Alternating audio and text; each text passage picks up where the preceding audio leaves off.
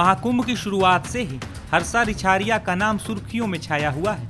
Social media पर हर्षा रिछारिया को सबसे सुंदर साध्वी का टैग तक दे दिया गया था। हर्षा का महाकुंभ से वीडियो वायरल होने के बाद लोग उनके बारे में जानने के लिए उत्सुक हो गए थे।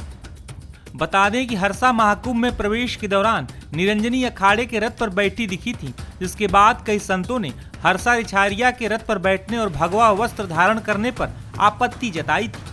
ये मामला इतना ज्यादा बढ़ गया था कि हर्षा ने रोते हुए महाकुंभ छोड़ने तक का ऐलान कर दिया था। हालांकि कई मीडिया रिपोर्ट्स में ऐसा दावा किया जा रहा है कि हर्षा रिछारिया ने कहा है कि वो महाकुंभ छोड़कर नहीं जाएंगी। मीडिया रिपोर्ट्स की माने तो 19 जनवरी को हर्षा श्री पंचायती निरंजनी अखाड़े के शिविर में पहुंची थी। संतों ने उन्हें बेटी के रूप में नवाजा।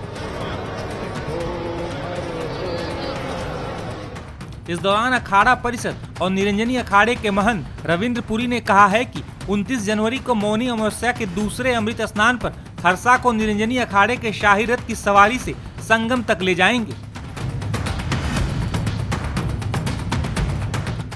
गौरतलब है कि हर्षा का विरोध करने वालों में शांभवी पीठाधीश्वर स्वामी आनंद स्वरूप भी हैं। हर्षा रिछारिया को स्वामी आनंद स्वरूप ने फटकार भी लगाई थी।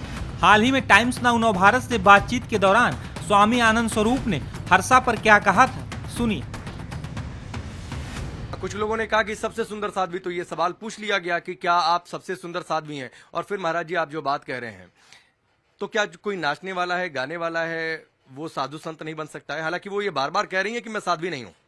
नहीं, नाचने वाला भाई हमारे यहाँ अंगुलीमाल डाकू थे वाल्मीकि, जो संत बने, साधु बने। तमाम ऐसे डकैत, चोर, उचक्के साधु बनने की, लेकिन उसकी एक प्रक्रिया है, उसकी एक शिक्षा व्यवस्था है, उसकी एक परीक्षा है कि जब वह ज्ञान या उसका जो सिस्टम है वो पूर्ण कर लेता है तभी उसको संन्यास दिया जाता है। जैसे ब्रह्मचर्य, नैष्ठिक ब्रह्मचारी जब उसका ब्रह्मचर्य पूर्ण हो जाता है और पूरा प्रमाणित हो जाता है कि अब ये पतित नहीं होगा, तब उसको संन्यास दिया जाता है। अब कोई नाचने वाला, गाने वाला अचानक कुंभ में आया, त्रिपुंड लगाया और बाबा बन गया तो शिष्य तो बनेगा ना। वो तो कह रही है कि मैं अभी शिष्या बनी हूं, मैं ना साधु बनी हूं, ना संत बनी हूं, ना सन्यासी बनी हूं, ना मैंने बैराग लिया है। वो तो बार बार ये बात कह रही है। भाई अब जब हमने आपत्ति उठाई तब उन्होंने कहना शुरू किया।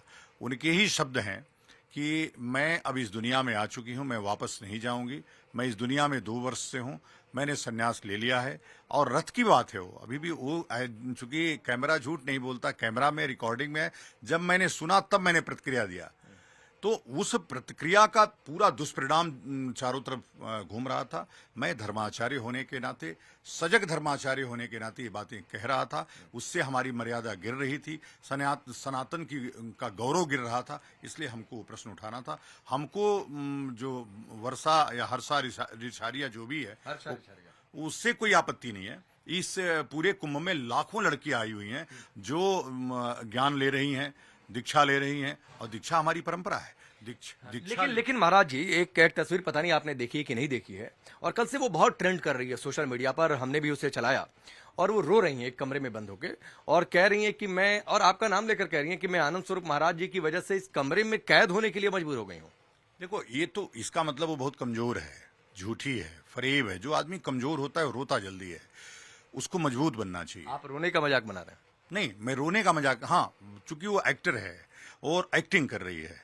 वो तब भी एक्टिंग कर रही थी जब साधु नहीं थी, वो अभी एक्टिंग कर रही है कि रो करके लोगों की भाव, जो सच्चाई है उसको बताओ ना, कि और उसको प्रायश्चित करना चाहिए कि हमसे गलती हुई है, हमने डांटा है उसको, हमने इसलिए डांटा है कि वह सही मार्ग पे आए। अंधकार से प्रकाश के तरफ ले आना, यही गुरु का काम है। मैंने गुरु का काम किया है उसके लिए, और उसको उसका स्वीकार करना चाहिए।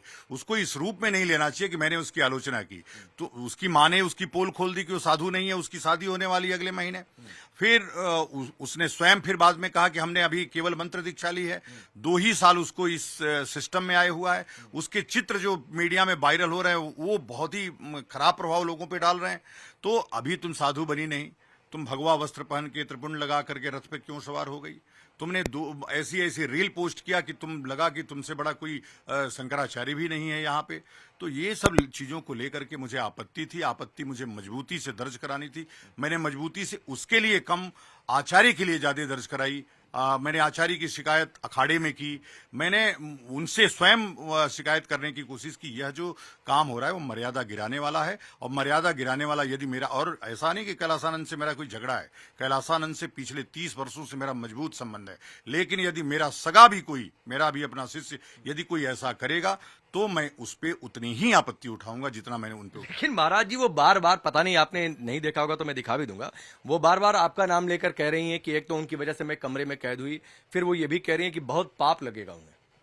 अब देखो, उसको बस वही कह रहा हूं ना, बहुत छोटी सोच है उसको। जो बच्चे होते हैं, कई बार माँ बाप एक झापड़ दे देते हैं तो आत्महत्या कर लेते हैं।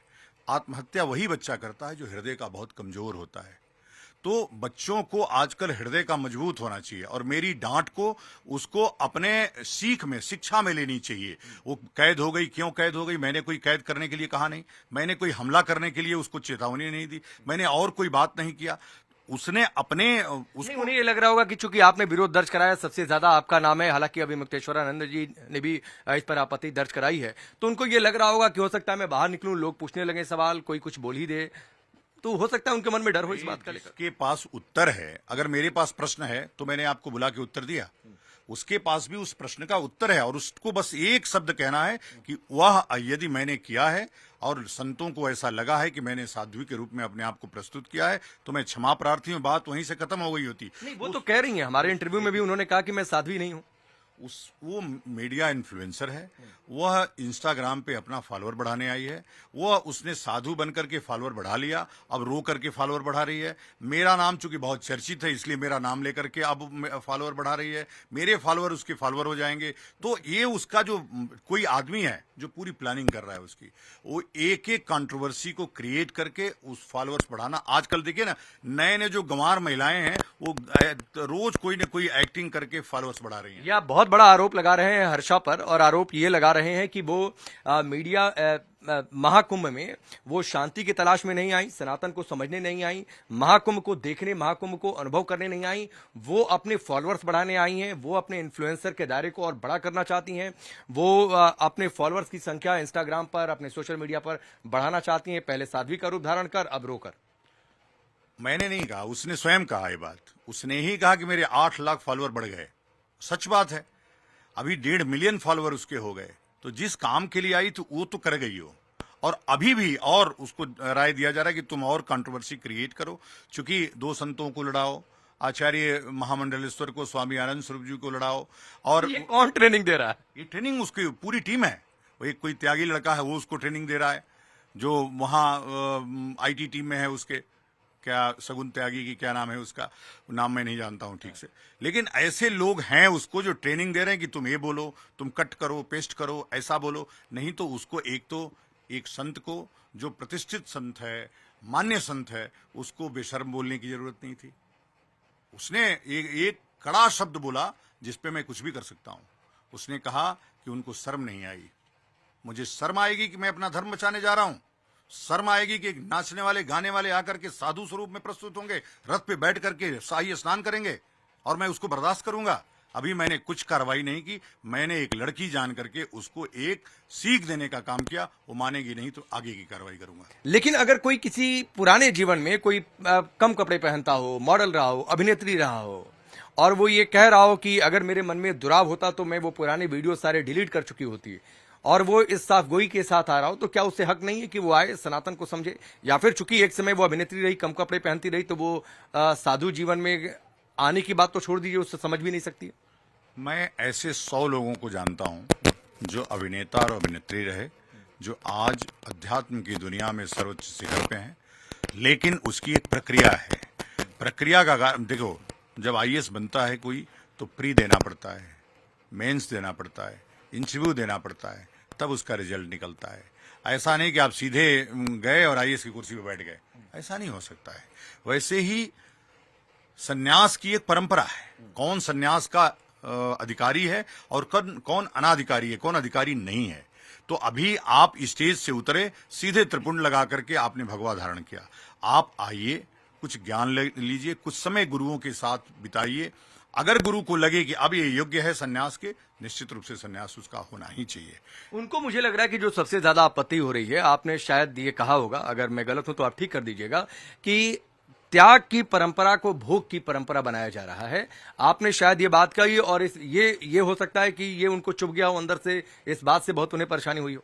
तो ये वो भोग रही होंगी ना, तभी तो ये वास्तव में तो त्याग की परंपरा है। हम जितने त्याग से रहते आपको हैं, लग रहा है वो भोग की परंपरा में है। बाबा अब फिर वही कहूंगा तो आपको लगेगा कि आप एक स्त्री का वो कर रहे हैं। फेस पैक लगा करके, लिपस्टिक लगा करके कोई काम नहीं होता है, कोई संन्यास नहीं होता है। रील बना करके कोई रील वो नहीं होता है। आप उनके रील्स तो देखिए ना, अभी के रील्स, जब वो अध्यात्म की दुनिया में उनका 2 वर्ष पहले आगमन हुआ है। आप एक दिन का देखिए, 2 लोग भेज रहे हैं हमको, मैं नहीं उसको पोस्ट कर रहा हूं। मैं नहीं चाहता कि ये बात और आगे बढ़े, और मैं हर्षा को भी चाहता हूं। मैं इस बात को बहुत बढ़ा सकता हूं, लेकिन मैं इस कुंभ को शांति प्रिय तरीके से बिताना चाहता हूं। हर्षा को भी अंधकार से प्रकाश की तरफ ले जाना चाहता हूं। ये चकाचौंध की दुनिया के चक्कर में तुम सनातन धर्म को कमजोर मत करो। अगर तुम ब्राह्मणी हो, जैसा कि कल उसने बताया, ब्राह्मण का कर्तव्य क्या होता है, ब्रह्म जानाति इति ब्राह्मण, ब्रह्म को जानने की कोशिश करो कि क्या है ब्रह्म। लेकिन नहीं तो इस सवाब जवाल के चक्कर में पड़ोगी तो तुम्हारे ऊपर विधिक कार्रवाई भी होगी। वो ये कह रही हैं कि वो युवाओं को धर्म से जोड़ने आई थी, प्रेरित करने आई थी। एक युवा उनका चेहरा है और आप ये मौका उनसे छीन रहे हैं। देखिए, मैं तो चाहता हूं कि युवा आए और हर्षा के जैसे बच्चे जरूर अध्यात्म की तरफ आए। अध्यात्म ही वो मार्ग है जो आपको सदमार्ग पे ले जा सकता है, ऊंचाइयों पे ले जा सकता है, लेकिन रील के लिए नहीं, रियल के लिए। मैं चाहूंगा कि हर्षा को भी रील से निकल करके रियल की तरफ आना चाहिए। हर्षा अगर रील से रियल की तरफ आएगी, मैं सबसे बड़ा सहयोगी उसका रहूंगा, मैं सबसे बड़ा समर्थक उसका रहूंगा। युवाओं की इस दुनिया में युवाओं के और युवाओं को धर्म से जुड़ने के बीच आप आ रहे हैं। इस वीडियो में मैं बार बार इसलिए क्योंकि मैंने पॉइंटर्स नोट किए कि उन्होंने अपने वीडियो में क्या क्या कहा। वो ये भी कह रहे हैं कि आप युवाओं और धर्म के बीच में आ रहे हैं। अब उसको लग रहा है मेरे तो लगभग 5 लाख जो युवा है मेरे साथ चलते हैं, मेरे साथ हैं, वो बताए कि उसके फॉलोअर्स कितने हैं। उसके फॉलोअर्स नाचने के लिए हैं, मेरे फॉलोअर ज्ञान के लिए हैं। दोनों में बहुत अंतर है। देखिए, हम उससे तुलनात्मक अध्ययन अपना नहीं कर सकते। मैं उसके बीच में कहीं नहीं हूं। जो उस काम के लिए आई वो करे, बस मेरे काम में वो हस्तक्षेप ना करे। सन्यासी बनकर के कुंभ मेला में मत घूमे। मैं कभी वो इस कुंभ में रहे, खूब साधना करे, खूब त्याग बताए, खूब युवाओं को जोड़े, मुझे कोई आपत्ति नहीं है।